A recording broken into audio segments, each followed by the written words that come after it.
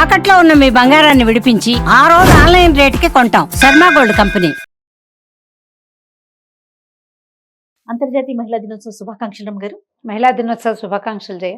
Suman TV ప్రేక్షకులందరికీ, ముఖ్యంగా మహిళలందరికీ happy women's day. Women's day అనగానే చాలా కార్యక్రమాలు జరుగుతూ ఉంటాయి.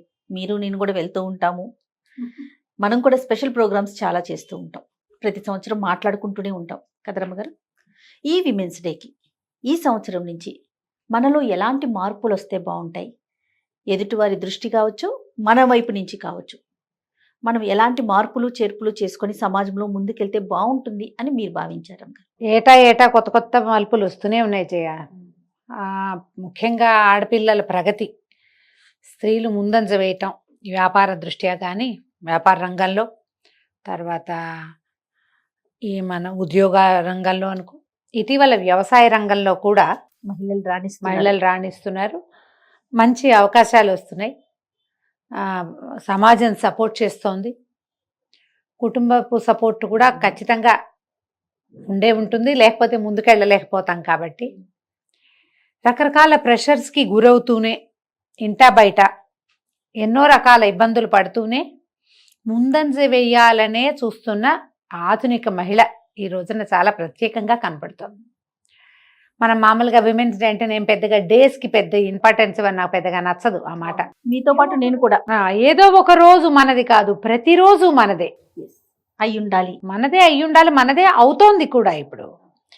ఇప్పుడు ఇందులో ఏవో ప్రమాదాలని, ఇబ్బందులని, ముందుకు వెళ్ళలేని పరిస్థితులని కనపడుతూనే ఉంటాయి. మనం పేపర్లో చూస్తే కనిపిస్తుంది. ఇది ఈ ప్రమాదానికి లోనయ్యారు, అత్యాచారానికి లోనైనవి, అద్భుతంగా చదువుకుని ఎంతో రాణింపుకు రావాల్సిన వాళ్ళ పరిస్థితి కూడా దుర్భరమైన స్థితిలోకి వెళ్ళిపోయినట్టు, మరణాలు, అవి కొంచెం బాధ కలిగిస్తూ ఉంటాయి. ఏంటి, ఆడపిల్లలు అన్ని చోట్లకి పరిగెత్తేస్తున్నారు, ప్రతి చోటకి వెళ్ళగలుగుతున్నారు, పైలట్లు అయిపోతున్నారు, వ్యోమగాములు అయిపోతున్నారు. ఈ స్థితిలో మార్పు రావట్లేదు. ఏంటి, అది ఒకటి కనపడినా మనసు కలిచేస్తున్నట్టుగా ఉంటుంది. ఇంత 100% సక్సెస్ ని చూసినా ఒక్క ఇన్సిడెంట్ విన్నప్పుడు అయ్యో ఏంటి మనం బలహీన పడిపోతున్నామా, దొరికిపోతున్నామా, ఇంకా ఇప్పటికీ మన సహయోగం లేకుండా ప్రపంచం ముందుకు నడిచే స్థితి లేని పూర్తి రోజు వచ్చేసినా కూడా మనం ఎక్కడో దొరికిపోతున్నామా? ఇంకా ఆడపిల్లల సేఫ్టీ ముఖ్యమైన విషయంగానే ఉందా? ఇంకా అమాయకంగా ఉంటున్నారా? ఇంకా బలహీనంగానే దొరికిపోతున్నారా? అవును రామ్. ఇప్పటికీ ఈ అత్యాచారం అన్న ఒక్క పాయింట్ మీదే వెనకబడిపోతున్నామా? అలా అనిపిస్తుంటుంది జయ. అది చూసినప్పుడల్లా నాకు దుఃఖంగా ఉంటుంది. అసలు ఎలాంటి యూనివర్సిటీస్లో, ఎలాంటి కోర్సెస్లో ఆడపిల్లలకి సమాన స్థాయిలో మగపిల్లలతోటి ధీటుగా పరిగెడుతున్నారు. ఇందాక మీరు వ్యవసాయం అన్నారు కదా రమ్మగారు.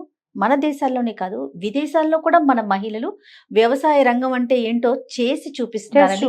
మన తెలుగుడి సత్తా ఏంటో చూపిస్తున్నారు. ఎంత మంది మహిళలు ఉన్నారు. అవును, వ్యాపార రంగంలో కూడా చాలా మంచి గట్టిగా ఉన్నారు.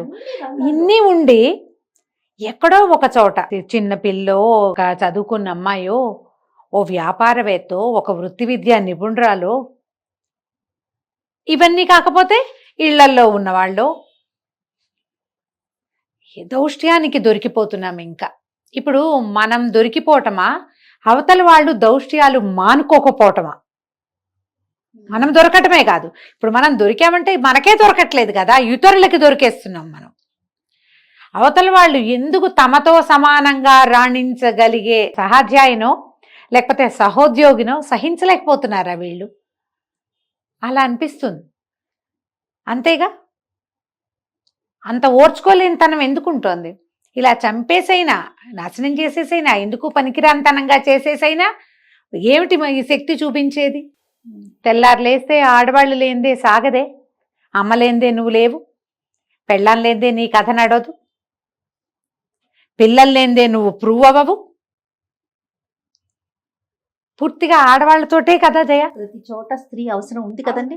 మరి ఎందుకు తమతో పాటు నడవాల్సిన వాళ్ళని, తమతో పాటు ముందుకు రావాల్సిన వాళ్ళని ఎక్కడో చోట ఇలాంటిది ఏదో ఒకటి చేసేసైనా వీళ్ళని వెనక్కి దూసేయాలనే ధోరణిలో ఇంకా ఉన్నారా వీళ్ళు? వాళ్ళకి నేర్పాలేమో అనిపిస్తుంది జయ నాకు.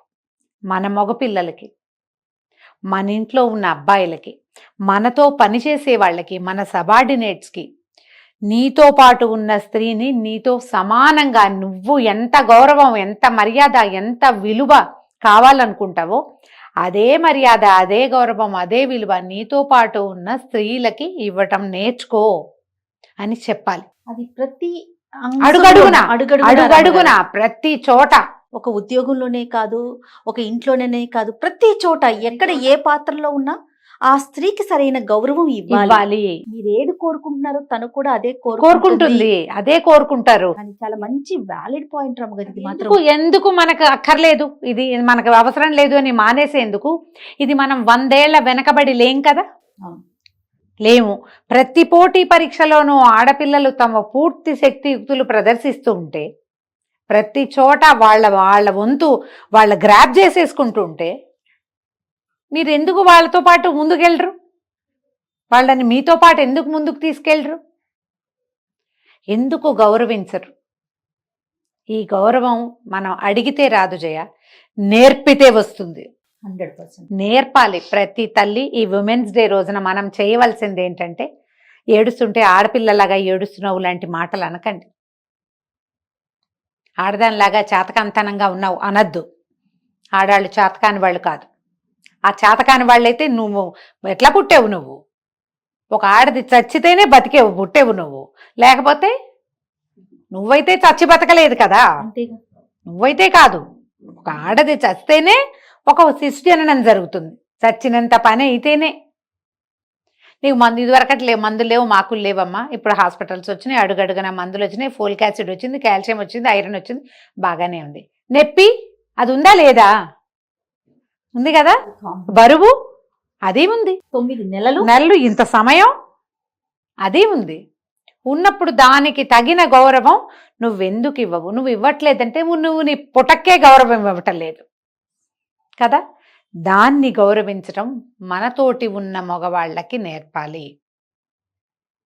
మీరు విమెన్స్ డే సెలబ్రేషన్ అంటే మనమే 10 మంది కలిసి మనమే మాట్లాడుకుని మనమే జై కొట్టుకుంటేనా? కాదు. మన ఇంట్లో ఉన్న పిల్లలకి మంచి మాట చెప్పండి. మీరు అత్తగారులు అయినప్పుడు, నాయనమ్మలో అమ్మమ్మలో అయినప్పుడు, ఒక పక్కింటి వాళ్ళ అమ్మాయి గురించి మాట్లాడేటప్పుడు మనలాంటి ఆడపుట్టుకని తేలిక చెయ్యొద్దు. ఆ చులకన భావం మన దగ్గర పోగొట్టుకోవాలి. మనం దానికి వెయిట్ ఇవ్వాలి. నేను చిన్న చిన్న వీడియోలు చూస్తాను జయ, అప్పుడప్పుడు కొన్ని భలే నచ్చుతాయి నాకు. అందులో ఒకటి ఇప్పుడు చెప్తా చూడు. ఒక కోడలు ఏదో తుడుస్తూ ఉంటుంది, అత్తగారు అడుగుతుంది, క్యా కర్ రే హో బేటా అని. సాఫ్ కర్ రే హూ మాచి అంటుంది. అజా ఇదరా అని పిలుస్తుంది. అత్త కోడలు పక్క పక్కన కూర్చుంటారు. తేరా మాయికా నయ్యే మేరా మాయికా నే హమ్ క్యూ కరే అంటుంది. తో కౌన్ కర్తా హై అని అడుగుతుంది కోడలు. అడిగితే జిస్కా మాయికా హై ఓ కరేగా హమ్ క్యూ కరేగా అండి. అత్తగారు చేయదు, కోడలు చేయదు, వాళ్ళ అమ్మాయిలు వాడే తుడుచుకుంటాడు, మానుకుంటాడు. లేకపోతే తల్లులు అత్తగారులు ఇలా మాట్లాడగలిగే రోజు వస్తే మనం హ్యాపీ విమెన్స్ డే చెప్పుకోవచ్చు. Super concept. మీరు గనక ఒక అత్తగారైతే, మీరు అమ్మగా ఉంటే మీ పిల్లల్ని ముందుకు తీసుకెళ్తారు. మీరు అత్తగారైనప్పుడు మీ కోడల్ని ముందుకు తీసుకెళ్ళండి. ఆ రోజు హ్యాపీ విమెన్స్ డే అవుతుంది. మీరు ఒక సంస్థలో పెద్ద పోస్ట్లో ఉంటే మీ కింద ఉన్న ఆడపిల్లలు మీలాగానే తలెత్తుకుని ఉండగలిగే స్థితి కల్పించండి. అప్పుడు హ్యాపీ విమెన్స్ డే. మీరు ఒక కాలేజీ ప్రిన్సిపల్ గానో, ఒక స్కూల్కి హెడ్ మిస్ట్రెస్ గానో ఉండి చాలా మంది ఆడపిల్లల్ని మీరు చదివించేటప్పుడు ఆడపిల్లలు ఒద్దిగ్గా ఉండాలి కాదు చెప్పాల్సింది, మగపిల్లల్ని లైన్లో ఉంచాలని నేర్పించండి. అప్పుడు హ్యాపీ విమెన్స్ డే. అప్పుడు కదా జరిగేది. ప్రతి వాళ్ళు ఒద్దిగ్గానే ఉండాలమ్మా. ఆడకైనా మగకైనా ఒద్దిక అవసరమే. వీళ్ళని మాత్రమే లైన్లో పెట్టి వాళ్ళని వదిలేస్తామంటే అచ్చుపోసి అట్లా కుదరదుగా. వీళ్ళు లైన్లో ఉండాలంటే ఆ లైన్కి గీతల్లో నుంచోటం వాళ్ళకు కూడా రావాలి. అది నేర్పించేందుకు ఈ విమెన్స్ డే రోజున కంకణం కట్టుకోండి. మీ ఇంట్లో నుంచే స్టార్ట్ చేయండి. మీరున్న సంస్థల్లోనే మొదలు పెట్టండి. ఒక 5-10 ఏళ్లకైనా మనం ఇలా రోజు చూసేటువంటి సంఘటనలు పేపర్లో నెలకో 2 నెలలకో 3 నెలలకో ఎక్కడో తప్పిదగిన యాక్సిడెంట్ అట్లా చూడగలిగితే మనం హ్యాపీ విమెన్స్ డే చేసుకోవచ్చు. తప్పకుండా రమ్మగారు. మరి ఆడపిల్లలకి ఇదే వారికి కూడా వీళ్ళకి కూడా ఆడపిల్లలు ఇప్పుడు మనం సరిగ్గా ఇప్పుడు మనం ఒకళ్ళని లైన్లో పెట్టాలి. నువ్వు అవతల వాళ్ళకి లైన్ చూపించాలంటే నువ్వేం చేయాలి? ముందు ఖచ్చితంగా లైన్ లో ఉండాలి. నువ్వు లైన్లో ఉండాలి. నీకొక హద్దు ఉండాలి. విలువలు పోగొట్టుకోవద్దు, మర్యాద వదిలిపెట్టుకోవద్దు. నువ్వు విలువ మర్యాద రెండు ఉండాలంటే నువ్వు అందులో ఉండాలి. కొన్ని గీతలు ఉండాలి, బ్యారికేడ్స్ ఉండాలి ప్రతి పద్ధతికి, ప్రతి విషయానికి. నేను హద్దులు దాటుతాను, నా ఇష్టం, అమ్మ నాన్న మాట విన్ను, నా ఇష్టారాజ్యంగా నేను చేస్తాను. అవతల వాడి దారిలో ఉండాలంటే ఉండరు అట్లా. నువ్వు ఒక గీతలో ఉండు, అవతల వాళ్ళని ఆ గీత లోపలికి లాగి నుంచోబెట్టగలుగుతావు. నీకే గీతలు లేకపోతే అవతల వాళ్ళకు కూడా ఉండవు. ఇప్పుడు వాడికి ఉండాలి, వాళ్ళని పద్ధతిలో ఉంచాలనుకో, అదే కదా చెప్పుకుంటున్నాము. మరి దానికి ముందు మనం ఉంచవాలిగా అక్కడ. మనకి కూడా కొన్ని హద్దులు, సరిహద్దులు, పద్ధతి, విధానము, ఎథికల్గా ఉండటము, ఇది బై ప్రాక్టీస్ రావాలి జయ. సడన్గా పెద్దవాళ్ళం అయిపోయాక ఏమిటో వచ్చేదు, ముందు నుంచే ఉండాలి అది. కనీసం ఈ విషయంలో నేను ఇలా ఖచ్చితంగా ఉంటాను, నేను సరైన పనే చేస్తా, చెడ్డది చెయ్యను, ఎవరితోటైనా ఒక మాట అనిపించుకోవడానికి సిద్ధంగా ఉండను నేను. అసలు మాట అనేదాకా రావద్దు, అసలు ఆ ధోరణి ఉండాలి.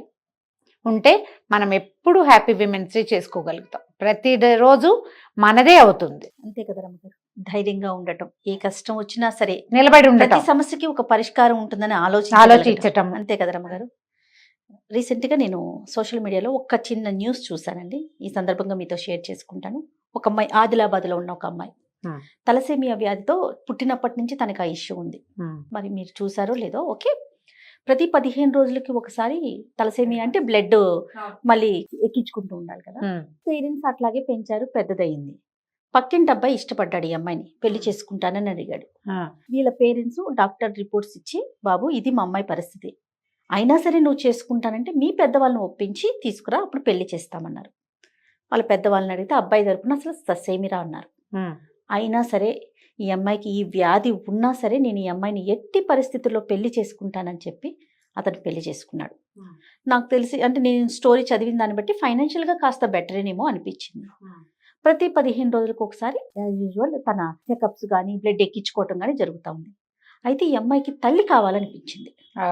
డాక్టర్స్ ఏం చెప్పారు, నువ్వు తల్లి అయ్యావంటే కనుక పుట్టే బిడ్డకి ప్రమాదం, 15 రోజులకు ఒకసారి బ్లడ్ ఎక్కించుకోవటం అనేది చాలా రిస్క్తో కూడుకున్నది కదా. అయినా సరే ఎట్టి పరిస్థితుల్లో నేను తల్లినై చూపించాలంటే ఫస్ట్ కేసు అంటారు అమ్మగారు, తలసేమియా బాధితులు ప్రెగ్నెన్సీ రావటం 3 months వరకు అసలు ఎవరికి చెప్పొద్దని చెప్పారంట డాక్టర్స్. ఎక్కడ నువ్వు షేర్ చేయొద్దమ్మా అని, ఇంట్లో వాళ్ళకి కూడా చెప్పకుండా ఉంచి, తర్వాత 3 months తర్వాత నేను ప్రెగ్నెంట్ అని చెప్పి హాస్పిటల్లోనే ఉండి ఒక బిడ్డకి తల్లి అయ్యింది రమ్మగారు.